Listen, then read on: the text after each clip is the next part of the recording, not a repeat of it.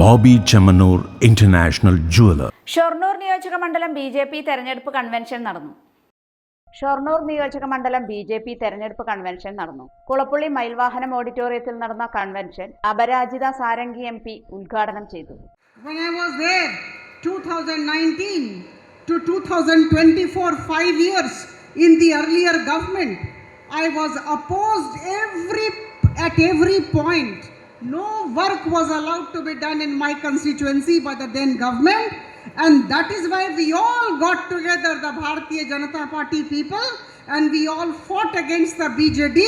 We said we wanted Modi ji's government, we want double engine sarkar in Odisha.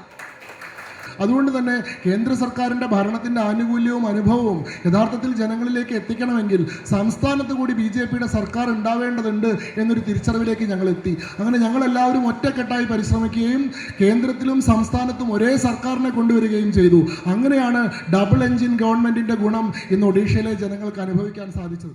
മണ്ഡലം president R. Ranjith അധ്യക്ഷത വഹിച്ചു. സംഗീത സംവിധായകനും ഗായകനുമായ കൈലാസ് മേനോൻ മുഖ്യാതിഥിയായി പങ്കെടുത്തു. BJP വെസ്റ്റ് ജില്ലാ പ്രസിഡന്റ് P. വേണുഗോപാൽ, മേഖലാ vice chairman KV Jayan, BJP സ്ഥാനാർത്ഥി അഡ്വക്കേറ്റ് ശങ്കു T. ദാസ്, സംസ്ഥാന ജില്ലാ മണ്ഡലം തല നേതാക്കളായ KM Haridas, EP Nandakumar, AP Prasad, കുഞ്ചുകുട്ടൻ, Sini Manoj എന്നിവർ പങ്കെടുത്ത് സംസാരിച്ചു.